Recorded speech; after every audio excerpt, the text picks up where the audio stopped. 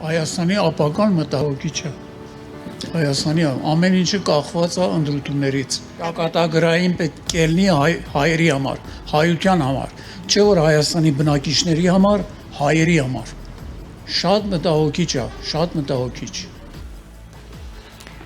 Առաջիկա ընտրություն է նաև ամբողջ հայության համար։ Լոս Անջելեսից մինչև Մարսել, Բեյրութից մինչև Մոսկվա, Սիդնեյից մինչև Բուենոս Այրես, որովհետև ուժեղ կամ թույլ Հայաստանն անմիջապես փոխում է նաև սփյուռքահայի արժանապատվությունը, անվտանգությունն ու ապագայի զգացումը։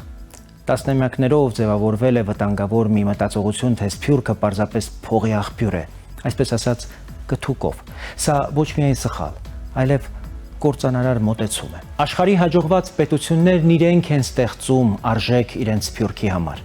Իսրայելը, Իռլանդիան, փոքր երկրներ են, որոնք հասկացել են մի պարզ ճշմարտություն։ Սփյուռքը պահվում է ոչ թե դրամահավաքներով, այլ ուժեղ, արժանապատիվ եւ մրցունակ հայրենիքով։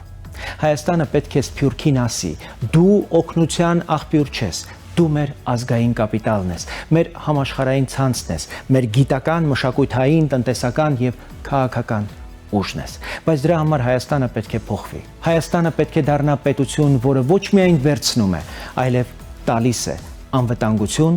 ինքնություն, կրթություն, ներդրումային վստահություն, արդար դատական համակարգ, ուժեղ անձնագիր, մրցունակ տնտեսություն եւ արժանապատիվ պետություն։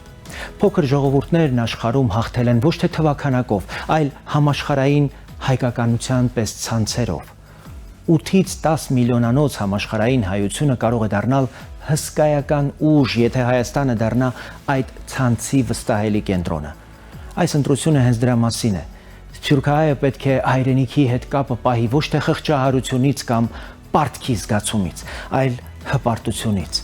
ուժից, վստահությունից եւ ապագայի հանդեպ հավատից։ Հայաստանը պետք է դառնա այնպիսի պետություն, որի անունը լսելիս սփյուռքահայը ոչ թե ցավը զգա, այլ արժանապատվություն։ Հունիսի 7-ին քվեարկիր համար 18-ին, հանուն այն Հայաստանի, որը դառնալու է համաշխարհային հայության ուժեղ արժանապատիվ եւ համախմբող կենտրոնը։